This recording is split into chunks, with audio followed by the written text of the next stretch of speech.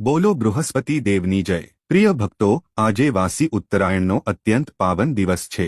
આ દિવસ દેવગુરુ બૃહસ્પતિનો છે અને સાથે જ આ દિવસ પાલનહાર ભગવાન વિષ્ણુ અને કરુણામયી માં લક્ષ્મીની વિશેષ કૃપાનો દિવસ માનવામાં આવ્યો છે।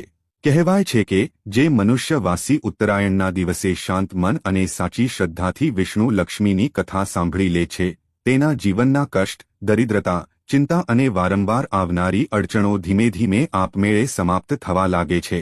આ કથા માત્ર શબ્દો નથી, આ એ આસ્થાની શક્તિ છે જે તૂટેલા ભાગ્યને પણ જોડી દે છે। આ એ વિશ્વાસનો અવાજ છે જે નિરાશ મનમાં પણ આશા જગાડી દે છે। જો તમારા જીવનમાં કામ બનતા બનતા બગડી જાય છે, મહેનત પછી પણ ફળ નથી મળતું કે ઘરમાં સુખ શાંતિ નથી ટકતી, તો આજની આ પાવન કથા તમારા માટે જ છે। હવે તમારા મનને શાંત કરો, ભગવાન વિષ્ણુ અને માં લક્ષ્મીનું સ્મરણ કરો અને શ્રદ્ધાની સાથે આ પાવન કથાને સાંભળવા માટે તમારા હૃદયને ખોલી દો। પરંતુ દર્શક મિત્રો, બૃહસ્પતિ વ્રતની આ પાવન કથાને આરંભ કરતા પહેલા એક અભીર અને આવશ્યક વાત જાણી લેવી ખૂબ જરૂરી છે અને વિશ્વાસની સાથે બૃહસ્પતિ વ્રતની આ પાવન કથાનો હવે આરંભ કરીએ। બહુ સમય પહેલાની વાત છે। એક બહુ જ પ્રતાપી રાજા હતા, જેમનું નામ હતું રાજા વિક્રમાદિત્ય। તેમનું રાજ્ય બહુ વિશાળ હતું અને એમની પ્રજા બહુ જ ખુશહાલ હતી। રાજા વિક્રમાદિત્ય પોતાની ન્યાયપ્રિયતા અને દાનવીરતા માટે દૂર દૂર સુધી પ્રસિદ્ધ હતા। તેમના રાજ્યમાં ધનધાન્યની કોઈ કમી નહોતી।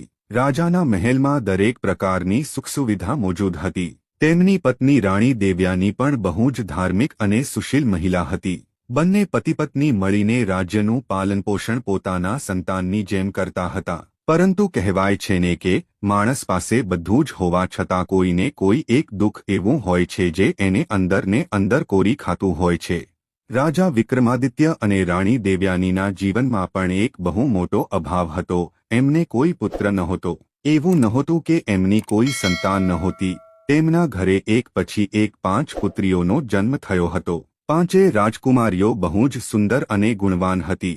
રાજા અને રાણી એમને બહુ પ્રેમ કરતા હતા, પરંતુ રાજાના મનમાં હંમેશા એક જ ચિંતા લાગેલી રહેતી હતી કે એમના પછી આ વિશાળ રાજ્યને કોણ સંભાળશે, કોણ તેમનો વંશ આગળ વધારશે। રાજા વિક્રમાદિત્ય અવારનવાર આ જ વિચારમાં ડૂબેલા રહેતા હતા। જ્યારે પણ તેઓ પોતાના દરબારમાં બેસતા તો એમને પોતાના ખાલી સિંહાસનની ચિંતા સતાવવા લાગતી। જ્યારે તે મહેલમાં પોતાની દીકરીઓને રમતી જોતા તો એમને ખુશી તો થતી, પણ સાથે જ મનમાં એક કસક પણ ઉઠતી કે કાશ એમનો એક ભાઈ હોત જે એમની રક્ષા કરી શકત અને આ રાજ્યનો ભાર ઉઠાવી શકત। રાણી દેવ્યાની રાજાની આ ઉદાસીને બખૂબી સમજતી હતી। તે પણ ભગવાન વિષ્ણુની બહુ મોટી ભક્ત હતી। તે દિવસરાત પૂજા પાઠ કરતી, દાનપુણ્ય કરતી, માત્ર એ જ કામના સાથે કે એમના ઘરે એક પુત્રનો જન્મ થઈ જાય। ધીમે ધીમે સમય વીતતો ગયો। રાજા વિક્રમાદિત્યની ચિંતા અવસાદમાં બદલવા લાગી। એમને હવે રાજકાજમાં પણ મન નહોતું લાગતું। તે અવારનવાર એકલા પોતાના કક્ષમાં બેસી રહેતા અથવા તો શિકારના બહાને જંગલમાં ચાલ્યા જતા, જેથી પોતાના મનની શાંતિ શોધી શકે। પ્રજા પણ રાજાના આ દુઃખથી દુઃખી હતી। દરેક કોઈ એ જ પ્રાર્થના કરતું હતું કે રાજાને એક વારસ મળી જાય। ઘણીવાર રાજાએ મોટા મોટા ઋષિઓ અને મુનિઓને બોલાવીને યજ્ઞ અને અનુષ્ઠાન કરાવ્યા, પરંતુ કોઈ ફળ ન મળ્યું। જાણે ભાગ્યએ એમનાથી મોઢું ફેરવી લીધું હોય। એક દિવસ રાજા વિક્રમાદિત્ય પોતાના કક્ષમાં બહુ જ ઉદાસ બેઠા હતા। રાણી દેવ્યાની એમની પાસે આવી અને બહુ જ સ્નેહથી એમના ખભા પર હાથ રાખીને બોલી, મહારાજ, આપ આ રીતે નિરાશ કેમ થાવ છો? ઈશ્વરના ઘરે દેર છે, અંધેર નહીં। આપણે આપણી ભક્તિ પર પૂરો ભરોસો રાખવો જોઈએ। ભગવાન વિષ્ણુ આપણી પોકાર જરૂર સાંભળશે। રાજાએ ઊંડો શ્વાસ લીધો અને કહ્યું, રાણી, હું પણ એ જ ઈચ્છું છું કે મારો વિશ્વાસ બન્યો રહે, પરંતુ હવે મારી ઉંમર ઢળી રહી છે। જો મને સમય રહેતા પુત્ર ન મળ્યો તો મારા ગયા પછી આ રાજ્યનું શું થશે?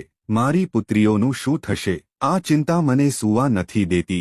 તે જ રાત્રે રાજા વિક્રમાદિત્યને સ્વપ્નમાં એક દિવ્યવાણી સંભળાઈ। સ્વપ્નમાં તેમણે જોયું કે એક બહુ જ તેજસ્વી સાધુ એમને કહી રહ્યા છે, રાજન, તું તારા પૂર્વજન્મના કર્મોના કારણે પુત્ર સુખથી વંચિત છે, પરંતુ ભગવાન વિષ્ણુ બહુ દયાળુ છે। જો તું સાચા મનથી એમની શરણમાં જઈશ તો તારી મનોકામના અવશ્ય પૂર્ણ થશે। સાધુએ આગળ કહ્યું, તારા ભાગ્યમાં પુત્ર સુખ છે, પરંતુ તે એક વિશેષ વિધિથી જ પ્રાપ્ત થશે। તારે તારી પ્રજામાંથી કોઈ એવી વ્યક્તિને શોધવી પડશે જે ભગવાન વિષ્ણુનો પરમ ભક્ત હોય, ચાહે તે કોઈ પણ કુળ કે જાતિનો કેમ ન હોય, તેના પુણ્ય પ્રતાપથી જ તને પુત્ર રત્નની પ્રાપ્તિ થઈ શકે છે. સવારે જ્યારે રાજાની આંખ ખુલી તો એમને તે સપનું એકદમ સાચું લાગ્યું. એમના મનમાં એક નવી આશાનું કિરણ જાગી ઉઠ્યું હતું. તેમણે તરત રાણી દેવયાનીને પોતાના સ્વપ્ન વિશે જણાવ્યું. રાણી આ સાંભળીને બહુ પ્રસન્ન થઈ. તેમણે કહ્યું, મહારાજ, આ અવશ્ય જ ભગવાનનો સંકેત છે. આપણે એ ભક્તને શોધવો જોઈએ. રાજાએ તે જ દિવસે પોતાના રાજ્યના જ્યોતિષીઓ અને વિદ્વાનોને બોલાવ્યા અને એમની સલાહ લીધી. વિદ્વાનોએ પણ રાજાની વાતનું સમર્થન કર્યું અને કહ્યું કે, રાજન, ક્યારેક ક્યારેક ભગવાન પોતાની લીલા દેખાડવા માટે આપણને વિચિત્ર રસ્તા બતાવે છે. રાજાએ નિશ્ચય કર્યો કે તે હવે ચૂપ નહીં બેસે. તેમણે પોતાના ગુપ્તચરોને રાજ્યની ચારે દિશાઓમાં મોકલી દીધા અને આદેશ આપ્યો કે પત્તો લગાવો કે રાજ્યમાં એવી કઈ વ્યક્તિ છે જે ભગવાન વિષ્ણુની સૌથી કઠિન ભક્તિ કરે છે અને જેના આચરણમાં સાક્ષાત ધર્મ વસે છે. ઘણા દિવસો સુધી ગુપ્તચર આમ તેમ ભટકતા રહ્યા. અંતમાં એમને એક બહુ જ સાધારણ વસ્તીમાં એક વૈશ્ય વેપારી પરિવાર વિશે ખબર પડી. પરંતુ આ કોઈ સામાન્ય વેપારી નહોતો. ખબર મળી કે તે વેપારીની એક દીકરી છે જે ભગવાન વિષ્ણુની અનન્ય ભક્ત છે અને તે બીજું કોઈ નહીં પણ એક વેશ્યા જીવન જીવવા માટે મજબૂર એક મહિલા હતી. પરંતુ તેનું મન ગંગા જેવું પવિત્ર હતું. આ વાત જ્યારે રાજાના કાનો સુધી પહોંચી તો તે ચોંકી ગયા. તેમણે વિચાર્યું કે એક વેશ્યા અને ભગવાનની આટલી મોટી ભક્ત, આ કેવી રીતે સંભવ થઈ શકે? સમાજ જેને સારી નજરથી નથી જોતો ત્યાં ભક્તિનું આવું રૂપ. રાજાના મનમાં દ્વંદ્વ ચાલવા લાગ્યું. શું એમને ત્યાં જવું જોઈએ? શું એક રાજાને ત્યાં જવું શોભા આપે છે? પરંતુ પુત્ર પ્રાપ્તિની ચાહત અને સ્વપ્નમાં મળેલા આદેશે એમને વિવશ કરી દીધા. રાજાએ વિચાર્યું કે ભગવાન તો ભાવના ભૂખ્યા હોય છે. તે એ નથી જોતા કે ભક્ત મહેલોમાં રહે છે કે ઝૂંપડીમાં. રાજા વિક્રમાદિત્યએ વેશ બદલ્યો જેથી એમને કોઈ ઓળખી ન શકે અને તે એ વસ્તી તરફ ચાલી નીકળ્યા. સાંજનો સમય હતો. જ્યારે તે એ ઘરની પાસે પહોંચ્યા તો એમને અંદરથી ઘંટડીની મધુર ધ્વનિ અને ભગવાન વિષ્ણુની આરતીના સ્વર સંભળાયા. રાજા ત્યાં જ દ્વાર પર થંભી ગયા. આટલો મધુર અને ભાવપૂર્ણ અવાજ એમણે પહેલા ક્યારેય નહોતો સાંભળ્યો. એવું લાગી રહ્યું હતું જાણે સાક્ષાત સરસ્વતી ત્યાં બિરાજમાન હોય. રાજાએ ત્યાં જ બહાર ઊભા રહીને પૂરી આરતી સાંભળી. આરતી સમાપ્ત થયા પછી રાજાએ દરવાજો ખખડાવ્યો. દરવાજો ખુલ્યો અને સામે એક બહુ જ સૌમ્ય અને તેજવાન કન્યા ઊભી હતી. તેના ચહેરા પર એક અલગ જ આભા હતી. તેણે રાજાને સાધારણ વેશભૂષામાં જોઈને પણ બહુ આદરથી પ્રણામ કર્યા અને પૂછ્યું, કહો ભદ્ર પુરુષ, આપ કોણ છો અને હું આપની શું સેવા કરી શકું છું? રાજા તેની વિનમ્રતા જોઈને મોહિત થઈ ગયા. તેમણે પોતાનો પરિચય એક યાત્રીના રૂપમાં આપ્યો અને કહ્યું કે તે બહુ દૂરથી આવ્યા છે અને રાત વિતાવવા માટે થોડી જગ્યા ઈચ્છે છે. તે કન્યાએ, જેનું નામ સુશીલા હતું, એમને સસન્માન અંદર બોલાવ્યા. ઘરની અંદરનું વાતાવરણ બહુ જ પવિત્ર હતું. ચારે તરફ ભગવાન વિષ્ણુની મૂર્તિઓ અને ચિત્રો લાગેલા હતા. રાજાએ જોયું કે સુશીલાએ પોતાના ઘરને કોઈ મંદિરથી કમ નહોતું સજાવી રાખ્યું. રાજાએ વાતો જ વાતોમાં સુશીલાને પૂછ્યું, દીકરી, તું આટલી નાની ઉંમરમાં ભગવાનની આટલી ભક્તિ કેવી રીતે કરે છે? સુશીલાએ હસતા હસતા કહ્યું, આ જીવન તો પ્રભુનું જ આપેલું છે. સુખ હોય કે દુઃખ બધું એમની જ દેન છે. હું તો બસ એમનું નામ લઈને મારું જીવન કાપી રહી છું. રાજાને સુશીલાની વાતોમાં એક ઊંડું જ્ઞાન અને વૈરાગ્ય દેખાયું. રાજા સમજી ગયા કે આજ એ ભક્ત છે જેના વિશે સ્વપ્નમાં સંકેત મળ્યો હતો. પરંતુ રાજાના મનમાં હજુ પણ એક સંશય હતો. તેમણે વિચાર્યું કે હું આની પરીક્ષા લઈશ, જોઈશ કે આની ભક્તિ કેટલી સાચી છે. રાજાએ ત્યાં ઘણા દિવસો વિતાવવાનો ફેંસલો કર્યો. આ દિવસોમાં રાજાએ જોયું કે સુશીલાનું જીવન કેટલું કઠિન હતું, તેમ છતાં તેના મુખ પર ક્યારેય સળ નહોતી આવતી. તે દિવસભર કામ કરતી અને જે પણ સમય મળતો ભગવાનના ભજનમાં લગાવી દેતી. એક દિવસ મોકો જોઈને રાજાએ સુશીલાને કહ્યું, દીકરી, હું તારી પાસે કંઈક માંગવા ઈચ્છું છું. સુશીલા બોલી, માંગો કાકા, મારી પાસે જે પણ છે હું આપની સેવામાં હાજર કરી દઈશ. ત્યારે રાજાએ પોતાના અસલી રૂપમાં આવવાનો નિર્ણય લીધો. તેમણે પોતાના ઉપરથી સાધારણ વસ્ત્ર હટાવ્યા અને રાજાના વેશમાં આવી ગયા. સુશીલા રાજાને પોતાની સામે જોઈને ગભરાઈ ગઈ અને એમના ચરણોમાં પડી ગઈ. રાજાએ એને ઉઠાડી અને કહ્યું, ડર નહીં દીકરી, હું તારી ભક્તિથી બહુ પ્રસન્ન છું. હું નિસંતાન છું અને મને એક પુત્રની કામના છે. મને સ્વપ્નમાં આદેશ મળ્યો છે કે તારી ભક્તિના પ્રભાવથી જ મારો વંશ આગળ વધી શકે છે. રાજાની વાત સાંભળીને સુશીલાની આંખોમાં આંસુ આવી ગયા. તેણે હાથ જોડીએ કહ્યું, મહારાજ, હું તો એક તુચ્છ દાસી છું. મારામાં એવું શું સામર્થ્ય હોઈ શકે? પરંતુ જો મારા પુણ્યથી આપના ઘરમાં ખુશીઓ આવી શકતી હોય તો હું મારું સર્વસ્વ અર્પણ કરવા તૈયાર છું. રાજાએ ત્યારે સુશીલાની સામે એક પ્રસ્તાવ રાખ્યો જે સમાજના નિયમોની વિરુદ્ધ લાગી શકતો હતો, પરંતુ તે સમયે ધર્મ અને ઈશ્વરની આજ્ઞા જ સર્વોપરી હતી. રાજાએ કહ્યું કે તારે મારી સાથે મહેલ ચાલવું પડશે અને વિધિવિધાથી પૂજા કરવી પડશે. રાજા વિક્રમાદિત્યનો પ્રસ્તાવ સાંભળીને સુશીલા એક પળ માટે સ્તબ્ધ રહી ગઈ. એના માટે આ કોઈ ચમત્કારથી ઓછું નહોતું, પરંતુ સાથે જ એના મનમાં સમાજનો ડર પણ બેસી ગયો હતો. તે જાણતી હતી કે તે જે સમાજ અને જે પરિવેશમાંથી આવે છે તેને રાજમહેલમાં ક્યારેય સન્માનની નજરથી નહીં જોવામાં આવે. તેણે ધ્રુજતા સ્વરે કહ્યું, મહારાજ, આપની આજ્ઞા મારા માટે શિરોધાર્ય છે. પરંતુ શું આપે વિચાર્યું છે કે દુનિયા શું કહેશે? એક રાજા અને એક એવી સ્ત્રીનો સાથ જેને સમાજે હંમેશા તિરસ્કૃત કરી છે.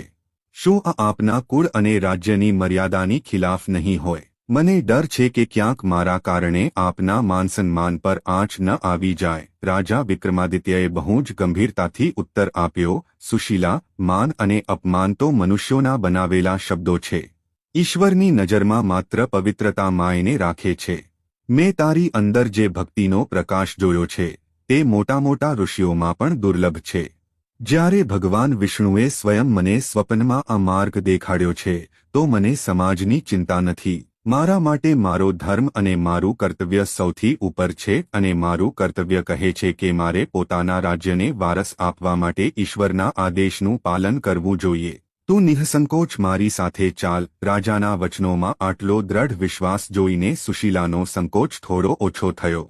તેણે પોતાની નાની પોટલી બાંધી જેમાં તેના ભગવાન વિષ્ણુની એક નાની પિત્તળની મૂર્તિ અને પૂજાની થોડી સામગ્રી હતી. તેણે પોતાના ઘરની ચોખટને પ્રણામ કર્યા જ્યાં તેણે પોતાના જીવનના આટલા વર્ષ વિતાવ્યા હતા. તેની આંખોમાં આંસુ હતા, પરંતુ આંસુ દુઃખના નહીં પણ એક નવા અને અજાણ્યા સફરની શરૂઆતના હતા. રાજા તેને પોતાની સાથે લઈને મહેલ તરફ ચાલી નીકળ્યા. રસ્તાભર રાજા અને સુશીલાની વચ્ચે કોઈ વાત ન થઈ. રથના પૈડાના અવાજ સિવાય ચારે તરફ સન્નાટો હતો. જેમ જેમ રથ રાજમહેલની નજીક પહોંચી રહ્યો હતો, સુશીલાના દિલના ધબકારા વધતા જઈ રહ્યા હતા. તેણે ક્યારે સપનામાં પણ નહોતું વિચાર્યું કે તે એ રાજમહેલમાં પગ મૂકશે જેને તે હંમેશા દૂરથી જ જોયા કરતી હતી. મહેલના વિશાળ દ્વાર ખુલ્યા અને રથ અંદર પ્રવેશ કરી ગયો. પહેરેદારોએ રાજાને ઝૂકીને પ્રણામ કર્યા, પરંતુ એમની નજરો રથમાં બેઠેલી એ સાધારણ સ્ત્રી પર ટકી ગઈ. બધાના મનમાં સવાલ હતો કે આખરે મહારાજની સાથે આ કોણ છે? રાજા સીધા રથમાંથી ઉતર્યા અને સુશીલાને પણ આદરની સાથે નીચે ઉતરવાનો સંકેત આપ્યો. સુશીલાએ જેવો મહેલની ધરતી પર પગ મૂક્યો એને લાગ્યું જાણે તે કોઈ બીજી દુનિયામાં આવી ગઈ હોય. હર તરફ રોશની, સજાવટ અને સુગંધિત વાતાવરણ હતું. રાજા તેને લઈને સીધા રાણી દેવયાનીના કક્ષ તરફ વધ્યા. રાણી દેવયાની એ સમયે પોતાની પૂજા સમાપ્ત કરીને ઉઠી જ હતી. દાસીએ આવીને સૂચના આપી કે મહારાજ પધાર્યા છે અને એમની સાથે કોઈ અતિથિ પણ છે. રાણીએ ઉત્સુકતાથી દ્વાર તરફ જોયું. જ્યારે રાજા વિક્રમાદિત્ય સુશીલાની સાથે કક્ષમાં દાખલ થયા તો રાણી દેવયાની એમને જોઈને આશ્ચર્યચકિત રહી ગઈ. તેમણે સુશીલાને ઉપરથી નીચે સુધી જોઈ. સાધારણ સુતરાઉ સાડી, માથા પર મોટો ચાંદલો અને હાથમાં એક પોટલી. રાણીને એ સમજતા વાર ન લાગી કે આ સ્ત્રી કોઈ રાજઘરાનાથી નથી. તો પણ રાણીએ પોતાના સંસ્કારોનું પાલન કરતા હાથ જોડીને એમનું સ્વાગત કર્યું. રાજાએ રાણીના ચહેરાના ભાવ વાંચી લીધા હતા. તેમણે રાણીની પાસે જઈને કહ્યું, મહારાણી, હું જાણું છું કે આપના મનમાં ઘણા પ્રશ્નો ઉઠી રહ્યા છે. રાણી દેવયાનીએ ધીમા સ્વરે પૂછ્યું, મહારાજ, આ દેવી કોણ છે અને આપ એમને આ રીતે મહેલની અંદર કેમ લાવ્યા છો? શું કોઈ વિશેષ પ્રયોજન છે? રાજાએ એક ઊંડો શ્વાસ લીધો અને બધી વાત રાણીને સાચે સાચી જણાવી દીધી. તેમણે પોતાના સ્વપ્ન વિશે જણાવ્યું, સાધુની ભવિષ્યવાણી વિશે જણાવ્યું અને કેવી રીતે એમને સુશીલાની શોધ થઈ આ બધું વિસ્તારથી સંભળાવ્યું. રાજાએ અંતમાં જે કહ્યું તેણે રાણીના પગ નીચેથી જમીન સરકાવી દીધી. રાજાએ કહ્યું, દેવી, સાધુના કથનાનુસાર અને ઈશ્વરની ઈચ્છાને પૂર્ણ કરવા માટે મેં નિર્ણય લીધો છે કે હું સુશીલાને પોતાની પત્નીના રૂપમાં સ્વીકાર કરીશ. આના જ ગર્ભથી આપણા રાજ્યનો વારસ જન્મ લેશે. આ સાંભળતા જ રાણી દેવ્યાની ધડામ કરતી ત્યાં રાખેલા આસન પર બેસી ગઈ. એમની આંખોમાંથી આંસુ વહેવા લાગ્યા. એક પત્ની માટે આ સાંભળવું કે એનો પતિ બીજા લગ્ન કરવા જઈ રહ્યો છે, તે પણ એક એવી સ્ત્રી સાથે જેનું કુળ અને ગોત્ર અજ્ઞાત છે, બહુ મોટો આઘાત હતો. રાણીએ રડતા રડતા કહ્યું, મહારાજ, શું સંતાન પ્રાપ્તિનો આ જ એકમાત્ર ઉપાય બચ્યો હતો? શું મારી તપસ્યામાં કોઈ કમી રહી ગઈ હતી જે તમારે આ પગલું ભરવું પડી રહ્યું છે? અને પછી સમાજ શું કહેશે? પ્રજા શું કહેશે કે એમના રાજાએ એક વેશ્યાની દીકરી સાથે વિવાહ કર્યા છે? કક્ષમાં તણાવ બહુ વધી ગયો હતો. સુશીલા આ બધું જોઈ રહી હતી અને તેને બહુ આત્મગ્લાનિ થઈ રહી હતી. તે આગળ વધી અને રાણી દેવ્યાનીના ચરણોમાં પડી ગઈ. તેણે રાણીના પગ પકડી લીધા અને રડતા રડતા બોલી, મહારાણી, મને ક્ષમા કરી દો. હું તમારા અને મહારાજની વચ્ચે દિવાલ બનવા નથી આવી. હું તો માત્ર પ્રભુની દાસી છું. જો મારી ઉપસ્થિતિથી તમને થોડું પણ કષ્ટ છે તો હું અત્યારે જ આ જ વખતે અહીંથી ચાલી જઈશ. હું નથી ઈચ્છતી કે મારી વજહથી તમારા સુખી જીવનમાં કોઈ ઝેર ભળે. સુશીલાનું આ સમર્પણ અને તેની વિનમ્રતા જોઈને રાણી દેવ્યાનીનું દિલ પીગળી ગયું. તેમણે સુશીલાને ઉઠાડીને પોતાના ગળે લગાવી લીધી. રાણીએ મહેસૂસ કર્યું કે આ સ્ત્રીના સ્પર્શમાં એક અજીબ પવિત્રતા છે. રાણીએ પોતાના આંસુ લુહ્યા અને કહ્યું, ના બહેન, આમાં તારો કોઈ દોષ નથી. જો ભગવાન વિષ્ણુની આ જ ઈચ્છા છે તો આપણે મનુષ્ય કોણ હોઈએ છીએ તેને ટાળવાવાળા. હું પણ ઈચ્છું છું કે આ રાજ્યને એક વારસ મળે, ચાહે તે કોઈના પણ માધ્યમથી આવે. રાણીએ રાજા તરફ જોયું અને પોતાની મુખ સહમતિ આપી દીધી. રાજા વિક્રમાદિત્યનું મન આ જોઈને ભરાઈ આવ્યું. તેમણે બંનેના માથા પર હાથ રાખ્યો. પરંતુ અસલી પરીક્ષા તો હવે શરૂ થવાની હતી. મહેલની દિવાલોને પણ કાન હોય છે. આ વાત જંગલની આગની જેમ પૂરા મહેલમાં અને પછી નગરમાં ફેલાઈ ગઈ કે રાજા એક એવી સ્ત્રી સાથે વિવાહ કરવા જઈ રહ્યા છે જે કુલીન નથી. રાજ્યના મહામંત્રી અને રાજપુરોહિત તરત રાજાની પાસે દોડી આવ્યા. એમના ચહેરા પર ક્રોધ અને ચિંતા સાફ દેખાઈ રહી હતી. રાજપુરોહિતે કડક શબ્દોમાં કહ્યું, મહારાજ, અનર્થ થઈ જશે. ધર્મશાસ્ત્ર આની અનુમતિ નથી આપતા. એક રાજાના વિવાહ માત્ર ક્ષત્રિય કે ઉચ્ચ કુળની કન્યા સાથે જ થઈ શકે છે. જો તમે આ સ્ત્રી સાથે વિવાહ કર્યા તો ધર્મ ભ્રષ્ટ થઈ જશે, દેવતા નારાજ થઈ જશે અને રાજ્ય પર વિપત્તિઓ આવી પડશે. મહામંત્રીએ પણ સૂરમાં સૂર મિલાવ્યો, મહારાજ, પ્રજા વિદ્રોહ કરી શકે છે. અમે તમારા શુભચિંતક છીએ એટલે તમને રોકી રહ્યા છીએ. આ વિવાહને રોકી દો. રાજા વિક્રમાદિત્ય ધર્મ સંકટમાં ફસાઈ ગયા. એક તરફ ભગવાનનો આદેશ હતો અને બીજી તરફ રાજધર્મ અને સમાજની મર્યાદા. પરંતુ રાજા જાણતા હતા કે સુશીલા કોઈ સાધારણ સ્ત્રી નથી. તેમણે રાજપુરોહિતને કહ્યું, તમે લોકો માત્ર બાહરી આવરણ જોઈ રહ્યા છો, પરંતુ મેં તેની આત્માની શુદ્ધતા જોઈ છે.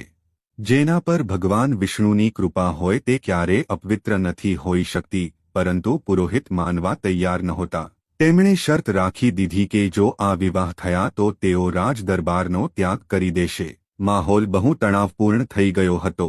ત્યારે જ સુશીલાએ આગળ વધીને કંઈક એવું કહ્યું જેને બધાની બોલતી બંધ કરી દીધી. તેણે કહ્યું, હે વિદ્વાન બ્રાહ્મણો, આપ શાસ્ત્રોના જ્ઞાતા છો. શું શાસ્ત્ર એ નથી કહેતા કે ભક્તિથી વધીને કોઈ જાતિ નથી હોતી? શું શબરીના એઠા બોર ભગવાન રામે નહોતા ખાધા? જો ભગવાન ભેદ નથી કરતા તો આપણે કોણ હોઈએ છીએ ભેદ કરવાવાળા? તો પણ જો તમને મારી પવિત્રતા પર સંદેહ છે તો હું અગ્નિ પરીક્ષા આપવા પણ તૈયાર છું. સુશીલાના ચહેરા પર એવું તેજ હતું કે રાજપુરોહિત પણ એક પળ માટે સહમી ગયા. અંતતઃ રાજાએ પોતાનો નિર્ણય સંભળાવી દીધો. તેમણે કહ્યું, વિવાહ તો થશે અને આજ શુભ મુહૂર્તમાં થશે. જેને રાજ્ય છોડીને જવું છે તે જઈ શકે છે. પરંતુ હું ઈશ્વરના સંકેતની અવહેલના નથી કરી શકતો. રાજાની દ્રઢતાની આગળ બધાએ ઝૂકવું પડ્યું. તે જ રાત્રે મહેલના એક નાના મંદિરમાં વિના કોઈ મોટા શોરબકોર વગર રાજા વિક્રમાદિત્ય અને સુશીલાના વિવાહ સંપન્ન થયા. રાણી દેવ્યાનીએ સ્વયં મોટા મનથી સુશીલાનો શૃંગાર કર્યો અને તેને મંડપ સુધી લાવી. વિવાહ સંપન્ન થયા પછી સુશીલાએ રાજા અને રાણીને કહ્યું, હવે આપણે ભગવાન વિષ્ણુને પ્રસન્ન કરવા માટે તે વ્રત શરૂ કરવું પડશે જેનો પ્રતાપ ત્રણેય લોકમાં પ્રસિદ્ધ છે. આપણે આવનારી વાસી ઉત્તરાયણથી બૃહસ્પતિ દેવનું વ્રત આરંભ કરવું પડશે. માત્ર વિવાહ માત્રથી સંતાન પ્રાપ્ત નહીં થાય. આપણે તે વિધિનું પાલન કરવું પડશે જે સાધુ બાબાએ બતાવી હતી. સુશીલાએ જણાવ્યું કે વાસી ઉત્તરાયણનું વ્રત બહુ જ ચમત્કારી હોય છે. આ દિવસે પીળા વસ્ત્ર પહેરવા જોઈએ. પીળા ફૂલોથી ભગવાન વિષ્ણુની પૂજા કરવી જોઈએ અને ચણાની દાળ અને ગોળનો ભોગ લગાવવો જોઈએ. સૌથી મહત્વપૂર્ણ વાત આ દિવસે કેળાના ઝાડની પૂજા કરવામાં આવે છે કારણ કે તેમાં સાક્ષાત વિષ્ણુનો વાસ માનવામાં આવે છે. સુશીલાની વાતો સાંભળીને રાણી દેવયાની અને રાજા વિક્રમાદિત્યના મનમાં શ્રદ્ધાની લહેર દોડી ગઈ. તેમણે નક્કી કર્યું કે તેઓ પૂરી નિષ્ઠાની સાથે આ વ્રત કરશે. પરંતુ શું બધું એટલું આસાન હોવાનું હતું? વિવાહ તો થઈ ગયા પરંતુ મહેલની અંદર અને બહાર હજુ પણ ષડયંત્ર રચાઈ રહ્યા હતા. અમુક ઈર્ષ્યાળુ દાસીઓ અને મંત્રી સુશીલાને નીચું દેખાડવાનો મોકો શોધી રહ્યા હતા. એમને લાગી રહ્યું હતું કે આ સ્ત્રી જાદુ ટોના કરીને રાજાને પોતાના વશમાં કરી રહી છે. સુશીલા માટે અસલી સંઘર્ષ હવે શરૂ થવાનો હતો.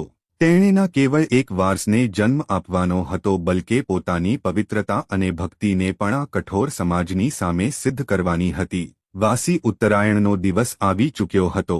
આ તે દિવસ હતો જ્યારે રાજા વિક્રમાદિત્ય અને તેમનો પરિવાર પહેલીવાર પૂરા વિધિવિધાનની સાથે બૃહસ્પતિ દેવનું વ્રત રાખવાનો હતો. સુશીલાએ સવારે બ્રહ્મ મુહૂર્તમાં ઉઠીને સ્નાન કર્યું અને પીળા રંગના વસ્ત્ર ધારણ કર્યા. તેણે રાણી દેવયાની અને રાજા વિક્રમાદિત્યને પણ પીળા વસ્ત્ર પહેરવાનો આગ્રહ કર્યો. સુશીલાએ જણાવ્યું કે વાસી ઉત્તરાયણના દિવસે પીળો રંગ ભગવાન વિષ્ણુને અતિ પ્રિય હોય છે અને આ સુખ સમૃદ્ધિનું પ્રતીક છે.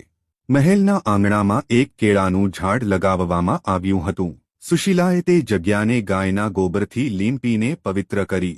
તેણે પૂજાની થાળી સજાવી જેમાં ચણાની દાળ, ગોળ, મુનક્કા, પીળું ચંદન, પીળા ફૂલ અને હળદર હતી.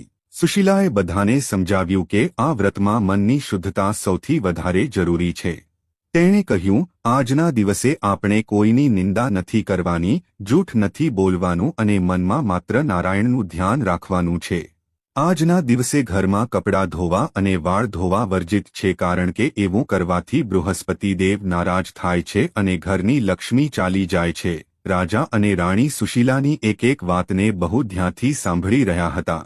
એમને એવું લાગી રહ્યું હતું જાણે કોઈ ગુરુ એમને જ્ઞાન આપી રહ્યું હોય. ત્રણેય મળીને કેળાના ઝાડના મૂળમાં જળ ચઢાવ્યું અને હળદર ચંદનથી પૂજન કર્યું. સુશીલાએ ચણાની દાળ અને ગોળનો ભોગ લગાવ્યો. એના પછી સુશીલાએ બૃહસ્પતિ દેવની કથા સંભળાવવાનું શરૂ કર્યું. એના અવાજમાં એટલો રસ હતો કે ત્યાં હાજર દરેક વ્યક્તિ મંત્રમુગ્ધ થઈ ગઈ. હવા પણ જાણે થંભી ગઈ હતી. પૂજા સમાપ્ત થયા પછી બધાએ આરતી કરી અને પ્રસાદ ગ્રહણ કર્યો. રાજાએ મહેસૂસ કર્યું કે એમના મનમાં જે બેચેની મહિનાઓથી હતી તે આજે અચાનક શાંત થઈ ગઈ છે. એક અજીબ સકારાત્મક ઉર્જા પૂરા મહેલમાં ફેલાઈ ગઈ હતી. પરંતુ જેવો ડર હતો, મહેલના અમુક લોકો આ શાંતિથી ખુશ નહોતા. રાજપુરોહિત અને અમુક મંત્રી જે રાજાના આ વિવાહની વિરુદ્ધ હતા તેઓ છુપાઈને આ બધું જોઈ રહ્યા હતા. તેઓ આપસમાં કાનાફૂસી કરવા લાગ્યા. એક મંત્રીએ કહ્યું, જુઓ કેવી રીતે આ સાધારણ સ્ત્રીએ આપણા રાજા અને રાણીને પોતાના વશમાં કરી લીધા છે. હવે તો મહેલમાં એ જ થાય છે જે આ કહે છે. જો આવું જ ચાલતું રહ્યું તો જલ્દી જ રાજકાજમાં પણ આની દખલ થઈ જશે. આપણે કંઈક કરવું પડશે. તે લોકોએ એક ષડયંત્ર રચ્યું.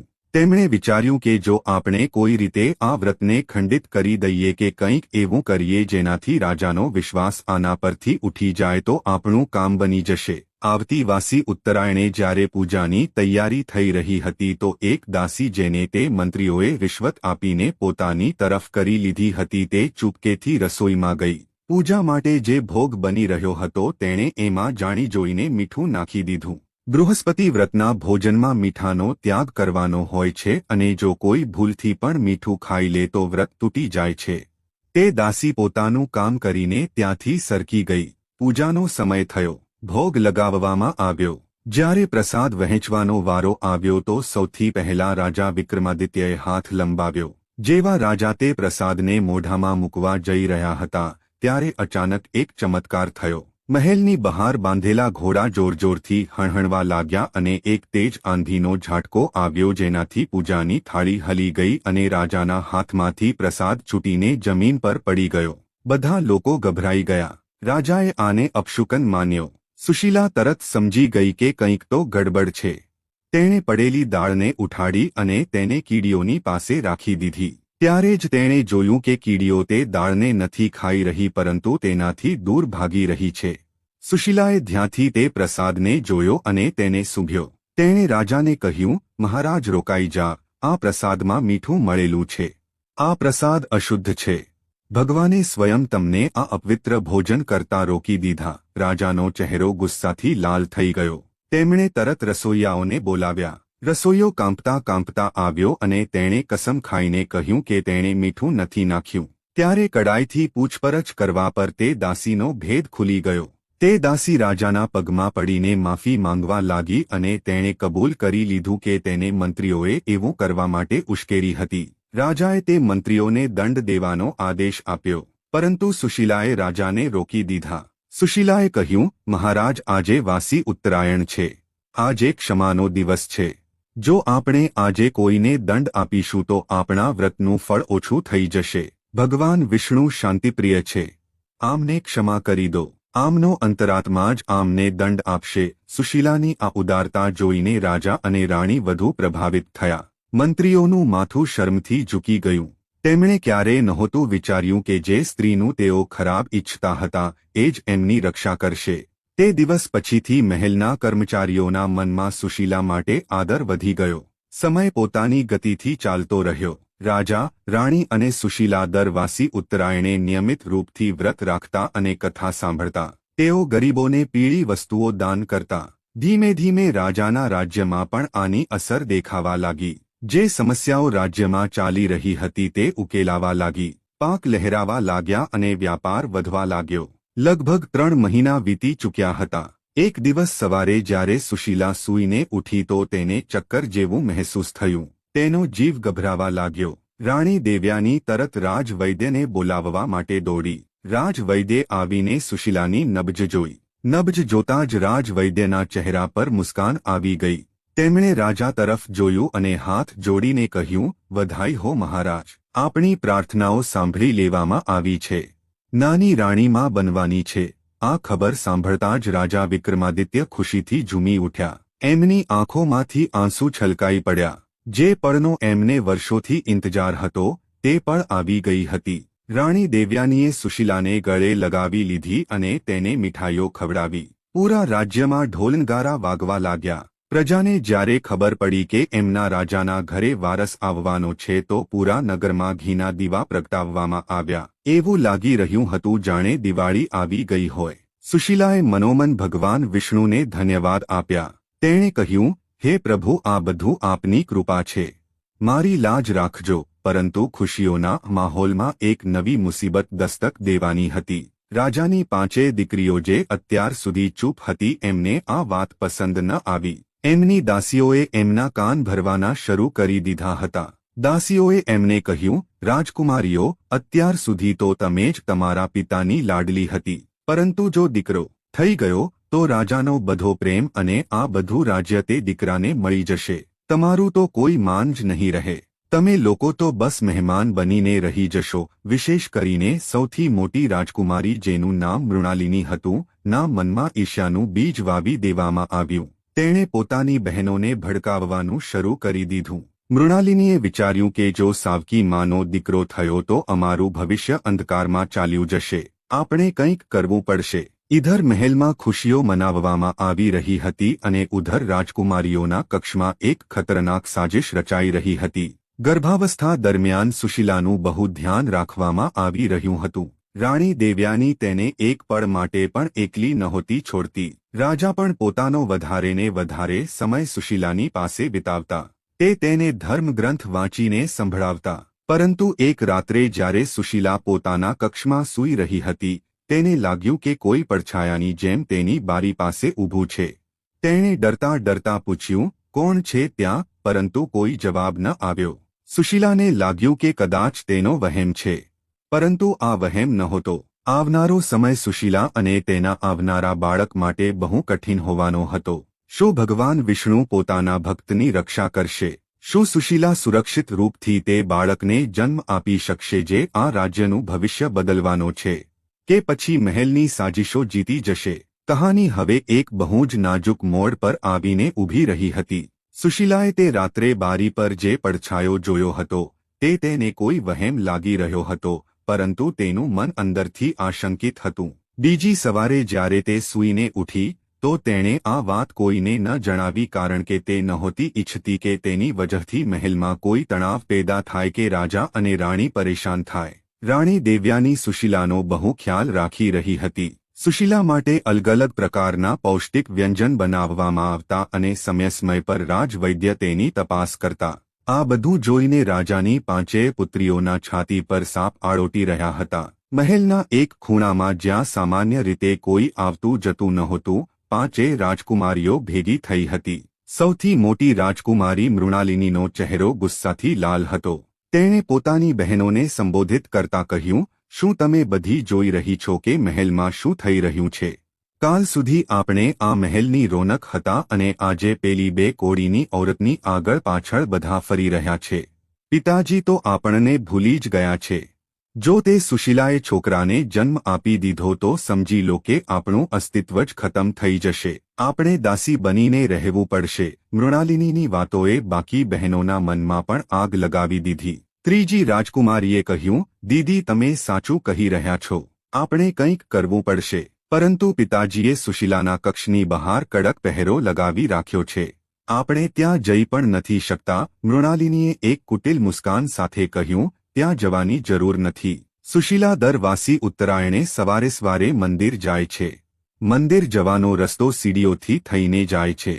જો તે સીડીઓ પર કંઈક એવું કરી દેવામાં આવે કે તેનો પગ લપસી જાય તો ન રહેશે વાંસ અને ન વાગશે વાંસળી. બાળક પણ પડશે અને સુશીલા પણ નહીં બચે. આ યોજના બહુ જ ખતરનાક હતી, પરંતુ ઈર્ષ્યાએ રાજકુમારીઓની મતિ ભ્રષ્ટ કરી દીધી હતી. તેમણે નક્કી કર્યું કે તેઓ આવતી વાસી ઉત્તરાયણનો ઇંતજાર કરશે. વાસી ઉત્તરાયણનો દિવસ આવ્યો. સુશીલા પોતાની દિનચર્યા મુજબ સવારે જલ્દી ઉઠી. આજે તેનું વ્રત હતું. સ્નાન કર્યા પછી તેણે પીળા વસ્ત્ર ધારણ કર્યા અને પૂજાની થાળી સજાવી. તેનું મન ભગવાન વિષ્ણુની ભક્તિમાં લીન હતું. તે ધીમે ધીમે પોતાના કક્ષથી નીકળી અને મંદિર તરફ જવાવાળી સીડીઓની તરફ વધી.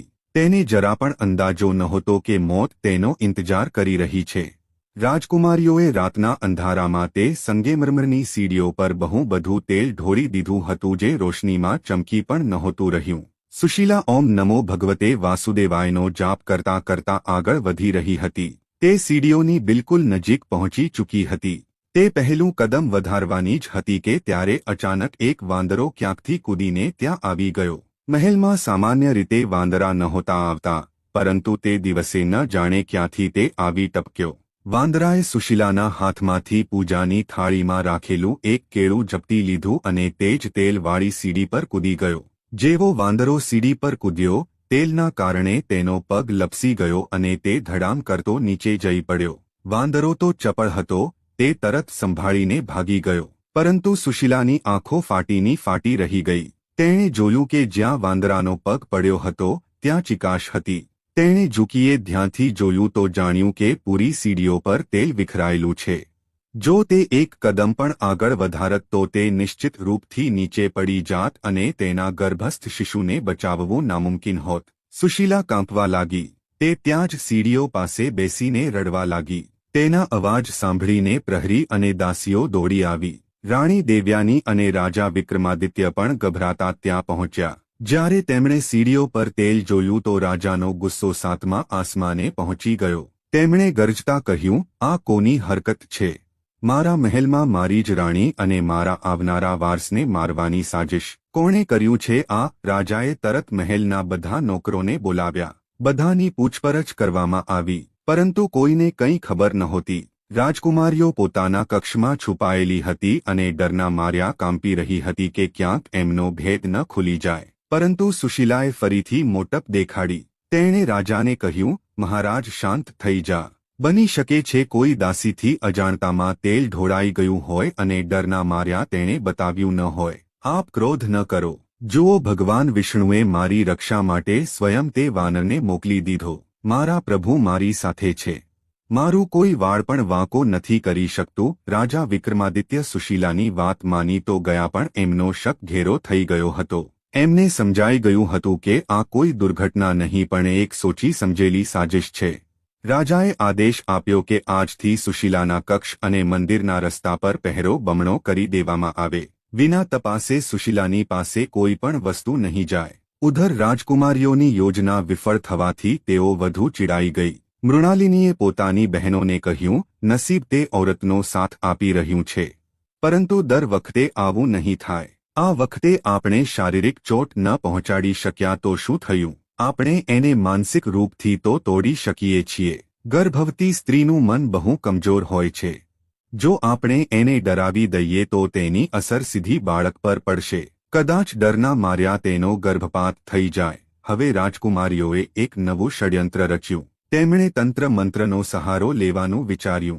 રાજ્યની બહાર જંગલમાં એક વૃદ્ધ ઔરત રહેતી હતી જે કાળા જાદુ માટે બદનામ હતી. મૃણાલિનીએ વેશ બદલીને પોતાની એક ભરોસેમંદ દાસીને તે વૃદ્ધ ઔરત પાસે મોકલી. દાસી ત્યાંથી એક ડરામણી ઢીંગલી અને અમુક અજીબ જડીબુટ્ટીઓ લઈને આવી. તે વૃદ્ધ ઔરતે કહ્યું હતું કે જો આ ઢીંગલી સુશીલાના બિસ્તર નીચે રાખી દેવામાં આવે તો તેને રાતભર ભયાનક સપના આવશે. તેને પડછાયા દેખાશે અને તે ધીમે ધીમે પાગલ થઈ જશે. સુશીલા આ બધી વાતોથી અજાણ હતી. તે તો બસ પોતાના આવનારા બાળક માટે સપના વણી રહી હતી. એક બપોરે જ્યારે સુશીલા અને રાણી દેવ્યાની બગીચામાં ટહેલી રહી હતી ત્યારે મોકો જોઈને તે વેચાયેલી દાસીએ ચૂપકેથી સુશીલાના કક્ષમાં પ્રવેશ કર્યો અને તે અભિમંત્રિત ઢીંગલી સુશીલાના બિસ્તર નીચે છુપાવી દીધી. તે રાત્રે જ્યારે સુશીલા સૂવા ગઈ તો તેને અજીબ બેચેની થવા લાગી. કમરામાં બધું સામાન્ય હતું પરંતુ હવામાં એક ભારેપણું હતું. જેવી તેની આંખ લાગી તે ચીસ પાડીને ઉઠી બેઠી. તેણે સપનામાં જોયું કે એક કાળો પડછાયો તેને ખાવા માટે દોડી રહ્યો છે. તેનો પરસેવો છૂટી રહ્યો હતો. રાજા બાજુવાળા કક્ષમાં જ હતા. તે દોડીને આવ્યા. સુશીલા, શું થયું? તું ઠીક તો છે? રાજાએ પૂછ્યું. સુશીલાએ કાંપતા કહ્યું, મહારાજ, મને બહુ ડર લાગી રહ્યો છે. મને એવું લાગી રહ્યું છે જાણે આ ઓરડામાં કોઈ બીજું પણ છે. રાજાએ પૂરા ઓરડાની તલાશી લીધી પરંતુ એમને કંઈ ન મળ્યું. તેમણે સુશીલાને સમજાવ્યું કે આ ગર્ભાવસ્થામાં થતા સામાન્ય ખરાબ સપના છે. પરંતુ સુશીલાનું મન નહોતું માનતું. બીજી રાત્રે ફરી એ જ થયું અને પછી એનાથી બીજી રાત્રે પણ. સુશીલાની હાલત બગડવા લાગી. તેની આંખોની નીચે કાળા કુંડાળા પડી ગયા. તે ખાવા પીવાનું છોડવા લાગી. રાણી દેવ્યાની બહુ ચિંતિત થઈ ગઈ. રાજવૈદ્યની દવાઓ પણ કામ નહોતી કરી રહી કારણ કે આ બીમારી શરીરની નહીં પણ કોઈ બીજી જ ચીજની હતી. રાજકુમારીઓ સુશીલાની આ હાલત જોઈને બહુ ખુશ હતી. મૃણાલિનીએ પોતાની બહેનોને કહ્યું, જુઓ, આપણું તીર નિશાન પર લાગ્યું છે. હવે તે જાતે જ પાગલ થઈ જશે અને તે બાળક ક્યારેય દુનિયાનું મોઢું નહીં જોઈ શકે. પરંતુ તેઓ ભૂલી ગઈ હતી કે જેના પર બૃહસ્પતિ દેવ અને ભગવાન વિષ્ણુનો હાથ હોય તેનું અનિષ્ટ કરવું આસાન નથી. સુશીલાની બગડતી હાલત જોઈને રાજા વિક્રમાદિત્યએ નિર્ણય લીધો કે તે હવે કોઈ વૈદ્યને નહીં પણ કોઈ જ્ઞાની પંડિત કે મહાત્માને બોલાવશે. રાજાને યાદ આવ્યું કે જે સાધુએ એમને પુત્ર પ્રાપ્તિનો ઉપાય બતાવ્યો હતો, કદાચ તે જ આ સમસ્યાનું સમાધાન પણ બતાવી શકે. રાજાએ મનોમન ભગવાન વિષ્ણુનું સ્મરણ કર્યું અને પ્રાર્થના કરી કે હે પ્રભુ, મારી પત્ની અને બાળકની રક્ષા કરો. રાજા વિક્રમાદિત્યએ જે મહાત્માને તેડું મોકલ્યું હતું તે કોઈ સાધારણ સાધુ નહોતા. તે તંત્ર અને મંત્રના બહુ મોટા જ્ઞાતા હતા અને ભગવાન વિષ્ણુના પરમ ભક્ત હતા. રાજાનો સંદેશ મળતા જ તે તરત રાજમહેલ પધાર્યા. રાજા વિક્રમાદિત્યએ દ્વાર પર જ એમનું સ્વાગત કર્યું અને એમને આદર સહિત સુશીલાના કક્ષમાં લઈ ગયા. સુશીલા બિસ્તર પર પડી હતી. તેનું શરીર પીળું પડી ચૂક્યું હતું અને તે બેભાન હાલતમાં કંઈક બબડી રહી હતી. રાણી દેવ્યાની તેના માથા પાસે બેઠી રડી રહી હતી. મહાત્માએ કક્ષમાં પ્રવેશ કરતાં જ પોતાના કદમ રોકી દીધા. એમની ભમરો તણાઈ ગઈ. તેમણે પોતાની આંખો બંધ કરી અને થોડી ક્ષણો સુધી ધ્યાન લગાવ્યું. પછી તેમણે રાજા તરફ જોઈને ગંભીર સ્વરમાં કહ્યું, રાજન, આ કક્ષમાં હવા શુદ્ધ નથી. અહીં કોઈ બીમારીનો નહીં પણ કોઈ નકારાત્મક શક્તિનો વાસ છે. કોઈએ રાણી સુશીલા અને એમના ગર્ભસ્થ શિશુને નુકસાન પહોંચાડવા માટે બહુ જ ઘૃણિત તંત્ર પ્રયોગ કર્યો છે. રાજા વિક્રમાદિત્ય આ સાંભળીને સ્તબ્ધ રહી ગયા. તેમણે પૂછ્યું, મહાત્માજી, આનો ઉપાય શું છે? આપણે આને કેવી રીતે રોકી શકીએ? મહાત્માએ પોતાના કમંડળમાંથી થોડું જળ કાઢ્યું અને અમુક મંત્ર પડતા પૂરા કક્ષમાં છાંટી દીધું. પછી તે ધીમે ધીમે ચાલતા સુશીલાના બિસ્તર પાસે પહોંચ્યા. તેમણે બિસ્તર તરફ ઇશારો કરતા રાજાને કહ્યું, રાજન, અનર્થનું મૂળ આ બિસ્તરની નીચે છે. આને હટાવો. રાજાએ તરત સેવકોને બોલાવીને બિસ્તર હટાવવાનો આદેશ આપ્યો. જેવું બિસ્તર હટાવવામાં આવ્યું ત્યાંનો નજારો જોઈને બધાનો આત્મા કંપી ઉઠ્યો. ત્યાં ખૂણામાં એક કાળા કપડામાં લપેટાયેલી એક ડરામણી ઢીંગલી રાખી હતી જેના પર લાલ રંગથી અમુક અજીબ નિશાન બનેલા હતા અને એમાં ઘણી સોય ખૂંપેલી હતી. આ એ જ ઢીંગલી હતી જે રાજકુમારીની દાસીએ ત્યાં છુપાવી હતી. મહાત્માએ રાજાને તેને હાથ લગાવવાની ના પાડી. તેમણે પોતાની જોડીમાંથી ચીપિયો કાઢ્યો અને તે ઢીંગલીને ઉઠાડી. તેમણે કહ્યું, જુઓ રાજન, આ જ છે તે કાળો જાદુ જે રાણીના પ્રાણોનો પ્યાસો બનેલો હતો. જેમ જેમ આ ઢીંગલીને કષ્ટ આપવામાં આવી રહ્યું હતું તેમ તેમ રાણી સુશીલાને પીડા થઈ રહી હતી. જો આજે રાત આ ઢીંગલી અહીં રહેતી તો કદાચ કાલનો સૂરજ રાણી ન જોઈ શકતી. મહાત્માએ તરત કક્ષની વચ્ચે એક નાનો હવન કુંડ બનાવડાવ્યો. તેમણે તે ઢીંગલીને તે કુંડમાં નાખી અને જોરજોરથી ભગવાન વિષ્ણુના નરસિંહ અવતારના મંત્રોનો જાપ કરવા લાગ્યા. જેવી તેમણે ઢીંગલીમાં આગ લગાવી, તેમાંથી અજીબ તડતડવાનો અવાજ આવવા લાગ્યો અને કાળો ધુમાડો નીકળવા લાગ્યો. જેમ જેમ ઢીંગલી બળીને રાખ થઈ રહી હતી, બિસ્તર પર સૂતેલી સુશીલાના ચહેરાનો તણાવ ઓછો થતો જઈ રહ્યો હતો. તેના શ્વાસ જે અત્યાર સુધી ભારે હતા, તે હવે શાંત થવા લાગ્યા હતા.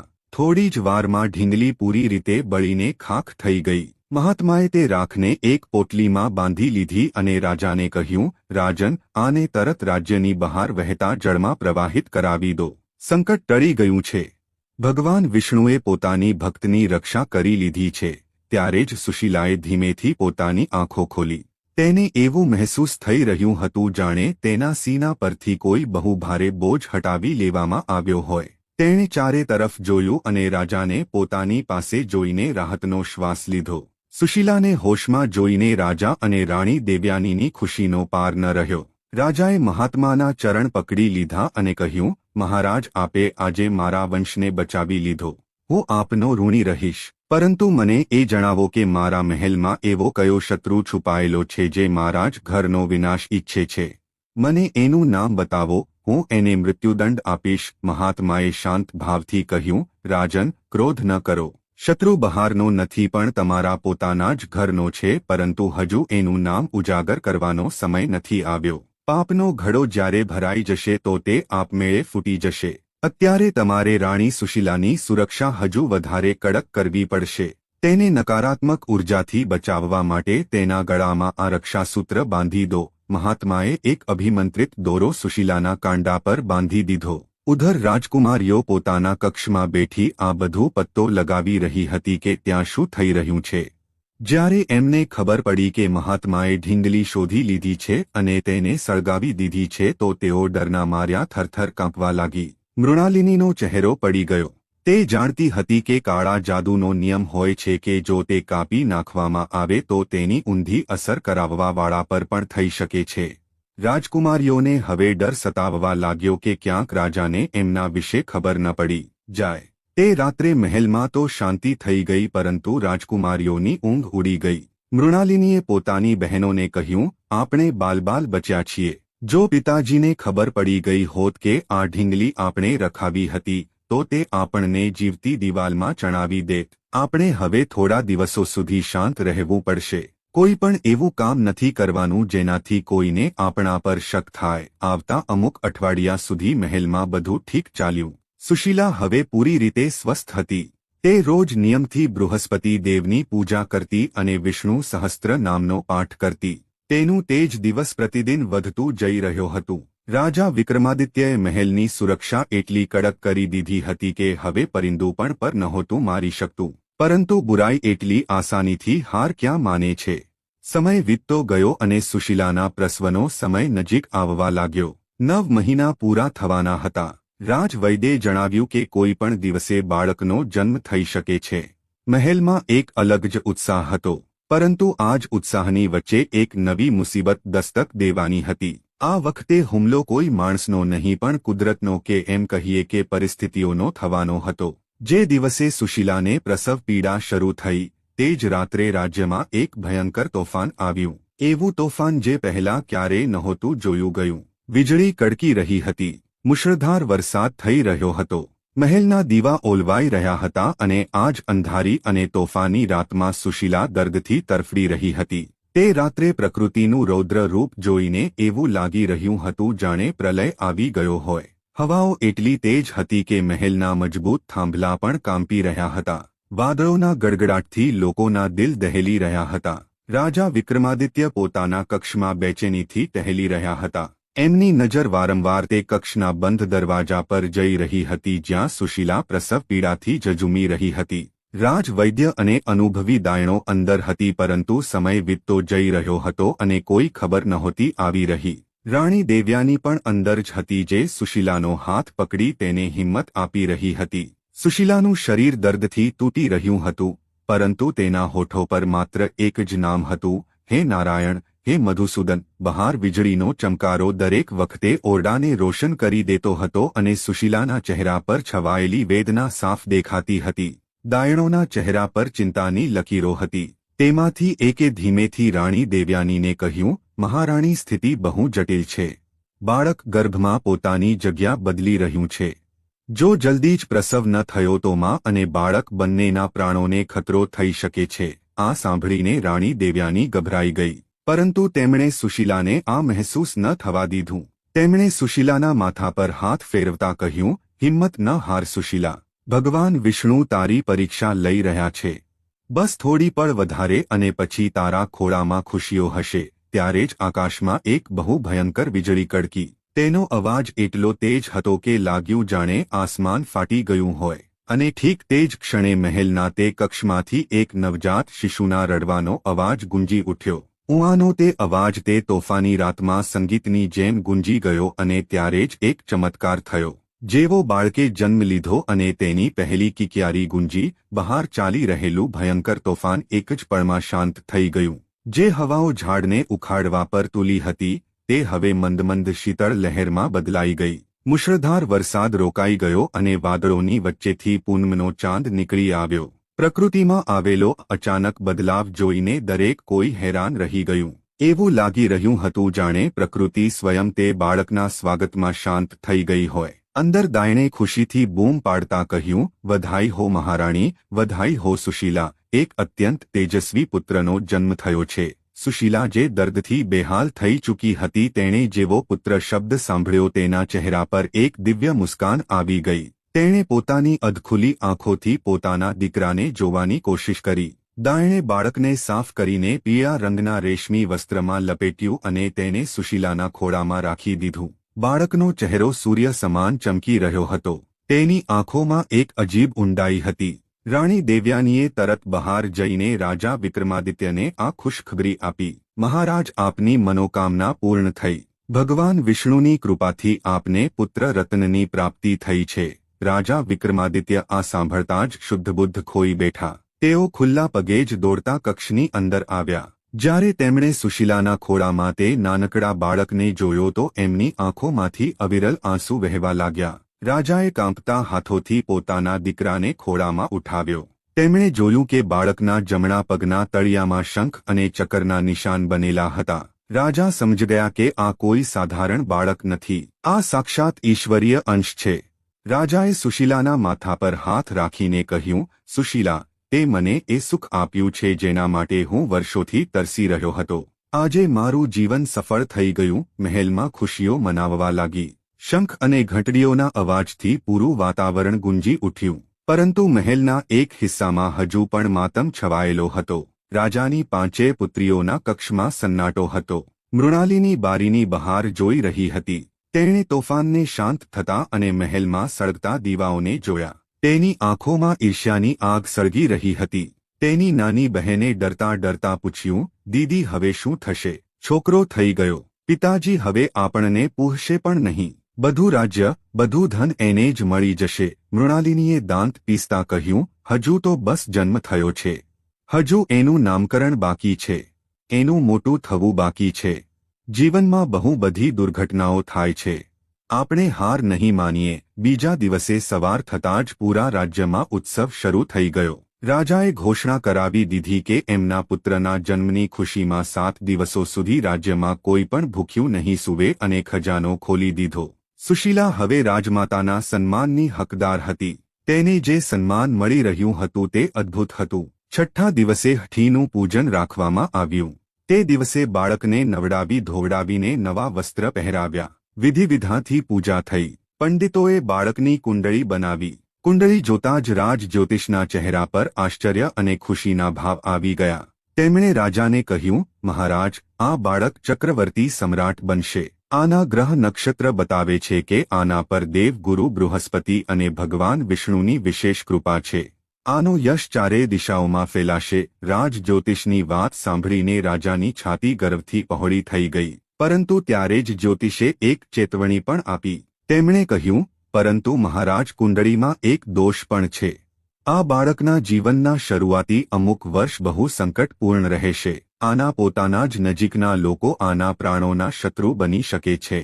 આને આગ અને પાણીથી વિશેષ ખતરો છે. રાજા વિક્રમાદિત્યની ચિંતા ફરી જાગી ઉઠી. એમને તરત તે ઘટનાઓની યાદ આવી ગઈ જે સુશીલાના ગર્ભાવસ્થા દરમિયાન ઘટી હતી. સીડીઓ પર તેલ, ડરામણી ઢીંગલી. રાજા સમજી ગયા કે ખતરો હજુ પણ ટળ્યો નથી. તેમણે નક્કી કર્યું કે તેઓ પોતાના દીકરાને એક પળ માટે પણ પોતાની આંખોથી દૂર નહીં થવા દે. ઉધર રાજકુમારીઓ પણ આ બધું સાંભળી રહી હતી. જ્યારે એમણે આગ અને પાણીવાળી વાત સાંભળી તો મૃણાલિનીના દિમાગમાં એક શેતાની યોજનાએ જન્મ લઈ લીધો. તેણે વિચાર્યું, સારું, તો આગ અને પાણીથી ખતરો છે તો કેમ ન આપણે આને જ હથિયાર બનાવીએ. અમુક દિવસો વધુ વીત્યા. સુશીલા પોતાના દીકરાની દેખભાળમાં મગ્ન હતી. તે તેને પ્રેમથી ગોપાલ બોલાવતી હતી. એક દિવસ બપોરના સમયે સુશીલા પોતાના કક્ષમાં ગોપાલને સુવડાવીને સ્નાનાગારમાં સ્નાન કરવા ગઈ હતી. ગોપાલ પારણામાં સૂઈ રહ્યો હતો.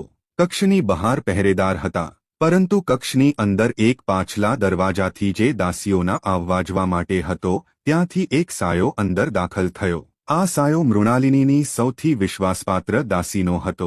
તેણે પોતાનો ચહેરો ઢાંકેલો હતો. તેના હાથમાં એક પોટલી હતી. તેણે જોયું કે ગોપાલ ગાઢ નિદ્રામાં છે. તેણે જલ્દીથી પોટલી ખોલી. તે પોટલીમાં વીંછી હતા. ઝેરીલા કાળા વીંછી. મૃણાલિનીની યોજના હતી કે આ વીંછી બાળકને ડંખ મારી દેશે અને બધાને લાગશે કે આ એક દુર્ઘટના હતી. દાસીએ કાંપતા હાથોથી તે વીંછીઓને પારણામાં છોડી દીધા.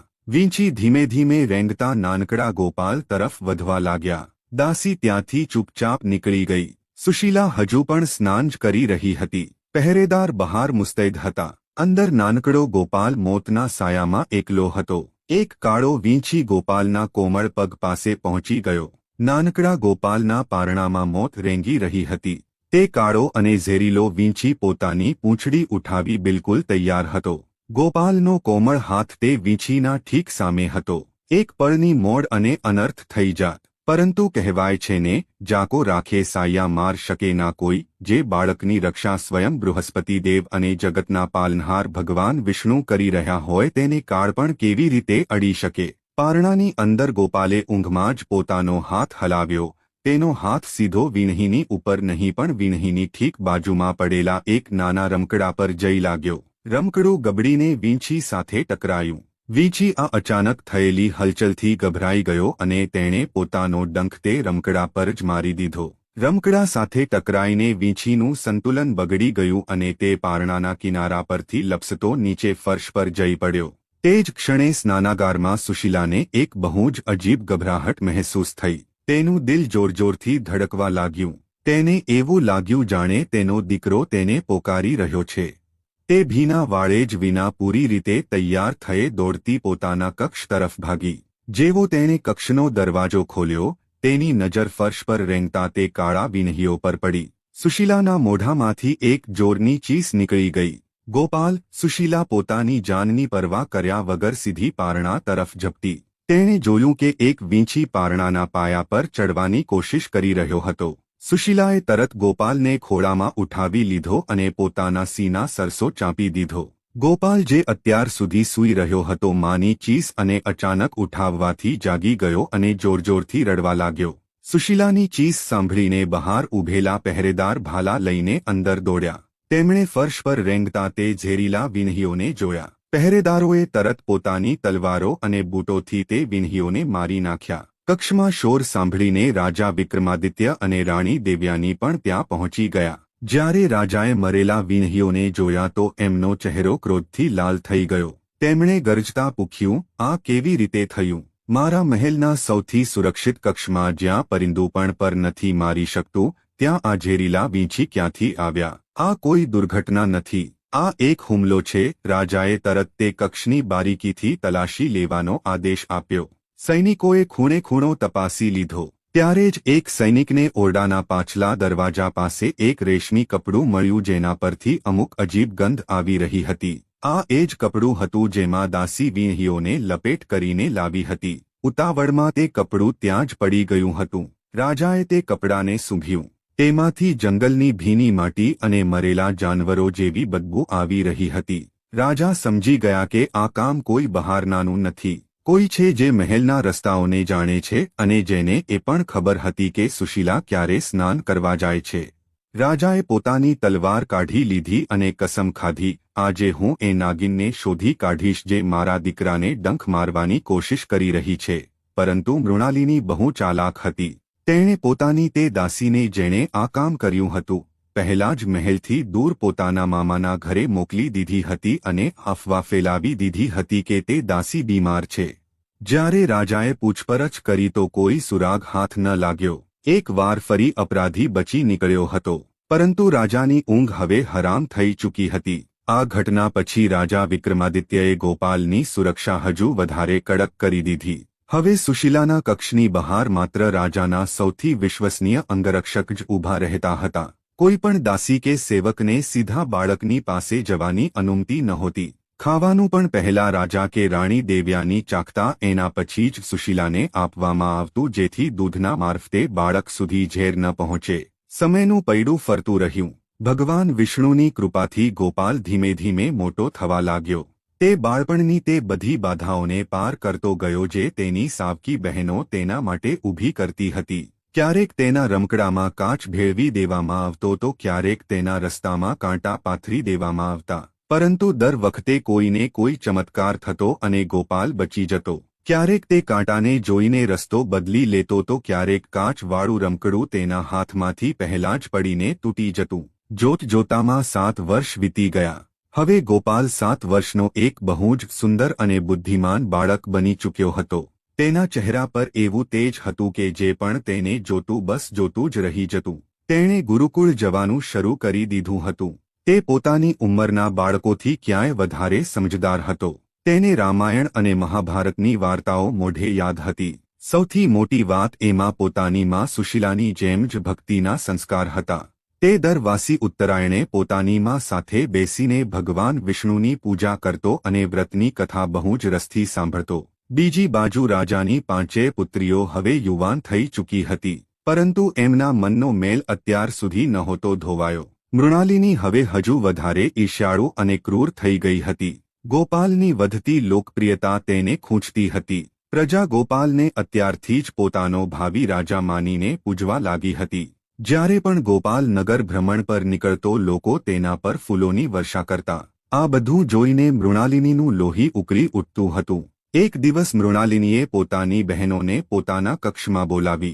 તેણે કહ્યું, બહેનો, 7 સાલ થઈ ગયા. આપણે દરેક તરીકો અપનાવી લીધો, પરંતુ તે છોકરાનો વાળ પણ વાંકો ન થયો. તે દિવસ પ્રતિદિન વધુ મજબૂત થતો જઈ રહ્યો છે. પિતાજી તો હવે આપણને જોતા પણ નથી. એમની દુનિયા બસ ગોપાલ સુધી સિમેટાઈને રહી ગઈ છે. જો આપણે જલ્દી કંઈ નહીં કર્યું તો બહુ મોડું થઈ જશે. મઝલી બહેને નિરાશ થઈને કહ્યું, પરંતુ દીદી, આપણે કરી પણ શું શકીએ? એના પર તો જાદુ ટોના પણ અસર નથી કરતો અને હવે તો તે મોટો થઈ ગયો છે. પોતાની રક્ષા ખુદ કરી શકે છે. મૃણાલિનીની આંખોમાં એક શેતાની ચમક આવી ગઈ. તેણે કહ્યું, યાદ છે રાજ જ્યોતિષે એના જન્મના સમયે શું કહ્યું હતું? એને પાણીથી ખતરો છે. જળ જ એનો કાળ છે અને હવે ગરમીઓ શરૂ થઈ રહી છે. કેમ ન આપણે આ ભવિષ્યવાણીને સાચી કરી બતાવીએ? બધાએ ઉત્સુકતાથી પૂછ્યું, કેવી રીતે દીદી? મૃણાલિનીએ પોતાની યોજના સમજાવી, આપણે પિતાજીને કહીશું કે ગોપાલનું મન ભણવામાં લાગેલું રહે છે, એને થોડું મનોરંજન જોઈએ. આપણે એને નદી કિનારે વનભોજ પિકનિક માટે લઈ જવાનો પ્રસ્તાવ રાખીશું. પિતાજી વ્યસ્ત રહે છે, તેઓ જઈ નહીં શકે. માં સુશીલા અને મોટી માં દેવયાનીને પણ આપણે કોઈ બહાને મહેલમાં જ રોકી લઈશું. આપણે કહીશું કે અમે પોતાના નાના ભાઈ સાથે સમય વિતાવવા ઈચ્છીએ છીએ. અમારી વચ્ચે પ્રેમ વધવો જોઈએ. પિતાજી તો એ જ ઈચ્છે છે કે આપણે બધા હળીમળીને રહીએ. તેઓના નહીં પાડે. યોજના પાક્કી થઈ ગઈ. બીજા દિવસે સવારે પાંચેય બહેનો બહુ જ પ્રેમ અને દુલારનું નાટક કરતા રાજા વિક્રમાદિત્યની પાસે ગઈ. મૃણાલિનીએ બહુ જ મીઠા સ્વરમાં કહ્યું, પિતાજી, અમે વિચારી રહ્યા હતા કે ગોપાલ દિવસ રાત ભણવામાં લાગેલો રહે છે. બિચારો થાકતો નથી શું? આજે મોસમ બહુ સુહાનું છે. જો આપની આજ્ઞા હોય તો અમે ગોપાલને નગરની બહાર યમુના નદીના કિનારે સેર પર લઈ જઈએ. અમે બધા ભાઈ બહેન મળીને રમીશું, ભોજન કરીશું અને સાંજ સુધી પાછા આવી જઈશું. રાજા વિક્રમાદિત્ય પોતાની દીકરીઓના મોઢેથી આવી વાતો સાંભળીને ગદગદ થઈ ગયા. એમને લાગ્યું કે સમયની સાથે એમની દીકરીઓના મનમાં ગોપાલ માટે પ્રેમ જાગી ગયો છે. રાજા હંમેશાથી એ જ ઈચ્છતા હતા કે એમનો પરિવાર એક થઈ જાય. રાજાએ ખુશ થઈને કહ્યું, આ તો બહુ સારી વાત છે. તમે લોકો જરૂર જાઓ, પરંતુ ધ્યાન રાખજો, નદી ઊંડી છે. ગોપાલને પાણી પાસે એકલો ન છોડતા મૃણાલિનીએ મનોમન હસતા કહ્યું, જી પિતાજી, અમે એનું પૂરું ધ્યાન રાખીશું. સુશીલાનું મન નહોતું માનતું. જ્યારે તેને ખબર પડી કે ગોપાલ પોતાની બહેનોની સાથે જઈ રહ્યો છે, તો તેને ગભરાહટ થવા લાગી. તેણે રાજાને કહ્યું, મહારાજ, શું આ ઉચિત હશે? ગોપાલ હજુ નાનો છે અને નદીઓ ઉફાન પર છે. રાજાએ તેને સમજાવ્યું, સુશીલા તો વ્યર્થ જ ચિંતા કરે છે. તેઓ તેની બહેનો છે અને પછી હું સાથે અંગરક્ષક પણ મોકલીશ. એમને આપસમાં હળવા મળવાનો મોકો આપ. આનાથી પરિવારમાં શાંતિ આવશે. સુશીલા રાજાની આજ્ઞા ટાળી ન શકી. તેણે ગોપાલને તૈયાર કર્યો. તેને પીળી ધોતી પહેરાવી અને માથા પર કેસરનું તિલક લગાવ્યું. તેણે ગોપાલના કાંડા પર બાંધેલું રક્ષાસૂત્ર કસી દીધું અને તેને ગળે લગાવીને કહ્યું, બેટા, નદીની વધારે પાસે ન જતો અને પોતાની દીદીઓનું કહેવું માનજે. ગોપાલે હસતા હસતા માના ચરણ સ્પર્શ કર્યા અને કહ્યું, માં, તમે ચિંતા ન કરો. હું સાંજ સુધી પાછો આવી જઈશ. ગોપાલ પોતાની બહેનોની સાથે રથમાં બેસીને મહેલથી નીકળ્યો. રાજાએ સુરક્ષા માટે 4 ઘોડેસવાર સૈનિક સાથે મોકલ્યા હતા, પરંતુ મૃણાલિનીએ આની પણ કાટ વિચારી રાખી હતી. જેવો તેઓ જંગલના રસ્તામાં પહોંચ્યા, મૃણાલિનીએ સૈનિકોને કહ્યું, સૈનિકો, તમે લોકો અહીં જ રોકાઓ અને અમારા પાછા આવવાનો ઇંતજાર કરો. અમે નદી કિનારે એકાંતમાં અમારા ભાઈ સાથે રમવા ઈચ્છીએ છીએ. તમારી સાથે હોવાથી ગોપાલ ખુલીને રમી નહીં શકે. અમે બસ થોડે દૂર જઈ રહ્યા છીએ. સૈનિક રાજકુમારીની આજ્ઞા ટાળી નહોતા શકતા અને આમ પણ નદીનો કિનારો ત્યાંથી દેખાઈ રહ્યો હતો. સૈનિકોએ વિચાર્યું કે થોડા જ અંતરની તો વાત છે, એટલે તેઓ ત્યાં જ રોકાઈ ગયા. હવે ગોપાલ પોતાની 5 બહેનો સાથે એકલો હતો. નદીનું પાણી ઊંડું અને તેજ હતું. બપોરનો સન્નાટો ફેલાયેલો હતો. મૃણાલિની ગોપાલનો હાથ પકડીને તેને નદીના બિલકુલ કિનારે લઈ ગઈ. તેણે કહ્યું, ગોપાલ, જુઓ, પાણીમાં કેટલી સુંદર માછલીઓ છે. આવ આપણે એમને પકડીએ. ગોપાલ માસુમિયતથી પાણીમાં ઝૂકીને જોવા લાગ્યો. પાણીની નીચે શેવાળ જામેલી હતી અને વહેણ બહુ તેજ હતું. ગોપાલને જરા પણ અંદાજો નહોતો કે તેની પાછળ ઊભેલી તેની પોતાની બહેન તેને ધક્કો મારવા માટે તૈયાર ઊભી છે. મૃણાલિનીએ પોતાની બીજી બહેનોને ઈશારો કર્યો. તેમણે ચારે તરફ નજર દોડાવી. કોઈ નહોતું. મૃણાલિનીએ એક ઊંડો શ્વાસ લીધો. પોતાના બંને હાથ ગોપાલની પીઠ પર રાખ્યા અને પૂરી તાકાતથી તેને ઉફનતી નદીમાં ધક્કો મારી દીધો. આ માં! ગોપાલના મોઢેથી બસ આટલું જ નીકળ્યું અને તે હાંક દઈને ઊંડા પાણીમાં જઈ પડ્યો. પાણીનું વહેણ તેને પળભરમાં જ કિનારાથી દૂર લઈ ગયું.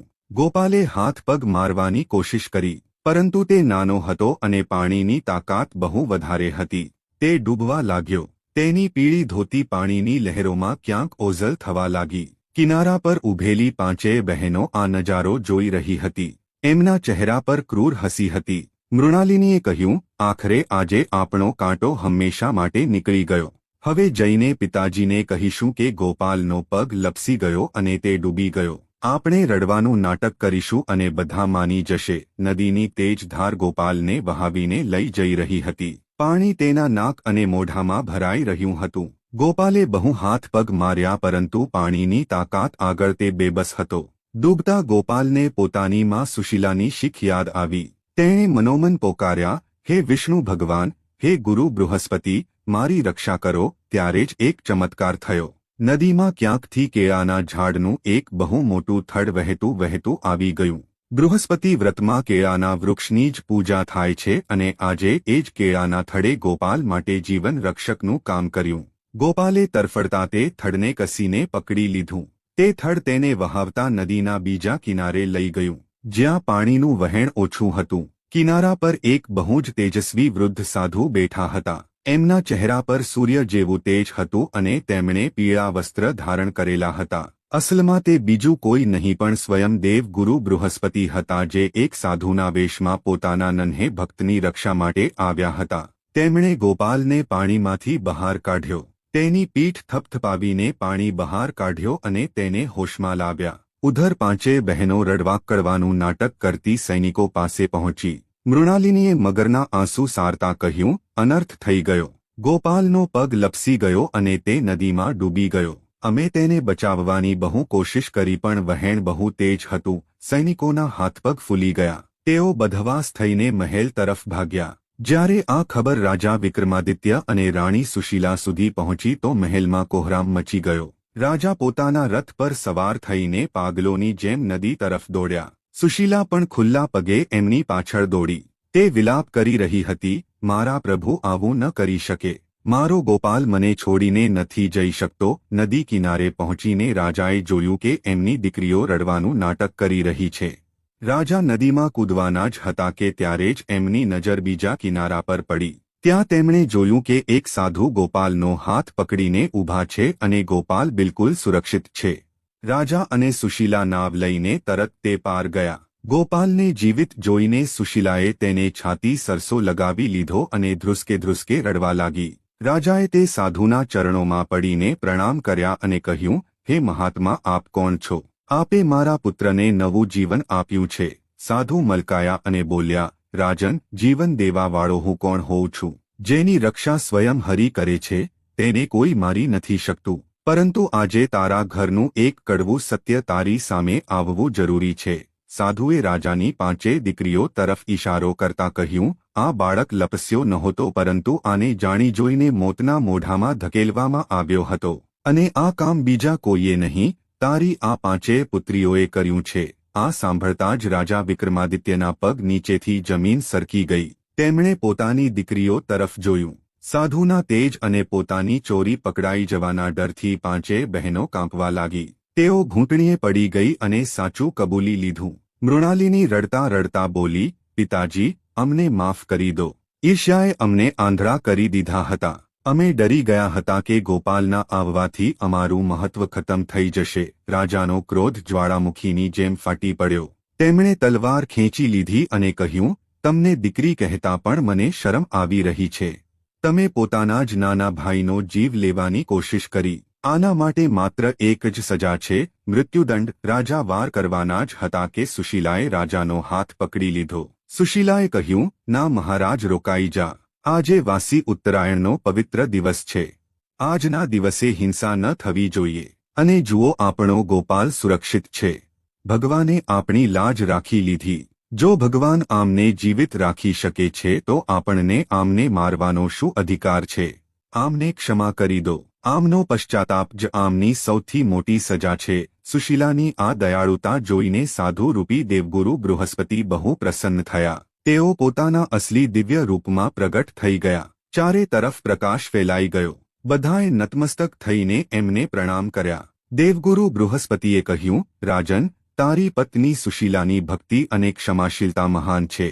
આના જ પુણ્ય પ્રતાપથી આજે તારો પુત્ર જીવિત છે અને તારો પરિવાર તૂટવાથી બચી ગયો. જે મનુષ્ય વાસી ઉત્તરાયણનું વ્રત કરે છે, ચણાની દાળ અને ગોળથી વિષ્ણુજીનો ભોગ લગાવે છે અને કેળાના વૃક્ષની પૂજા કરે છે, તેના જીવનમાં ક્યારે અકાળ મૃત્યુ નથી થતું અને તેના ઘરમાં સદા લક્ષ્મીનો વાસ રહે છે. ભગવાનના દર્શન પામીને પાંચેય બહેનોનું હૃદય પરિવર્તન થઈ ગયું. તેમણે સુશીલા અને ગોપાલના પગ પકડીને માફી માંગી. સુશીલાએ એમને ગળે લગાવી અને પોતાની દીકરીઓની જેમ સ્વીકાર કરી. એના પછી રાજા વિક્રમાદિત્ય પોતાના પૂરા પરિવારની સાથે રાજીખુશી મહેલ પાછા ફર્યા. મૃણાલિની અને તેની બહેનોએ ઈર્ષ્યા ત્યાગી દીધી અને તેઓ પણ હવે નિયમથી વાસી ઉત્તરાયણનું વ્રત કરવા લાગી. અમુક વર્ષો પછી ગોપાલ મોટો થઈને એક મહાન અને ન્યાયપ્રિય રાજા બન્યો. તેના રાજ્યમાં પ્રજા બહુ સુખી હતી અને ઘરે ઘરમાં ભગવાન વિષ્ણુ અને બૃહસ્પતિ દેવની પૂજા થવા લાગી. આ વાર્તાથી આપણને એ શીખ મળે છે કે જાકો રાખે સાયા માર શકે ના કોઈ. ઈશ્વરની ભક્તિમાં તે શક્તિ છે જે મોતને પણ માત આપી શકે છે. ઈર્ષા મનુષ્યનો વિનાશ કરે છે, જ્યારે ક્ષમા અને પ્રેમથી શત્રુ પણ મિત્ર બની જાય છે. વાસી ઉત્તરાયણ વ્રત કરવાથી મનુષ્યની બધી મનોકામનાઓ પૂર્ણ થાય છે અને જીવનના બધા કષ્ટ દૂર થઈ જાય છે. ઓમ જય બૃહસ્પતિ દેવ હરે. सदा करो कल्याण हरे. ज्ञान बुद्धि के दाता तुम सब संकट हरता हरे. पीत वसन धारण करते पीत पुष्प अति प्यारे. देव गुरु कहलाते हो सबके भाग्य सवारे. धन वैभव विद्या देते जीवन पथ उजियारे. जीवन पथ उजियारे जो नर नारी ध्यान करे कष्ट सभी हर डारे. ओम जय बृहस्पति देव हरे. बृहस्पति व्रत जो करता मन से नियम निभाए. मन से नियम निभाए घर में सुख शांति बसती कभी ना दुख सताए. ओम जय बृहस्पति देव हरे. सदा करो कल्याण हरे. ज्ञान बुद्धि तुम दाता संकट हरता हरे. ओम जय बृहस्पति देवा. बोलो बृहस्पति देव महाराजनी जय. विष्णु भगवाननी जय.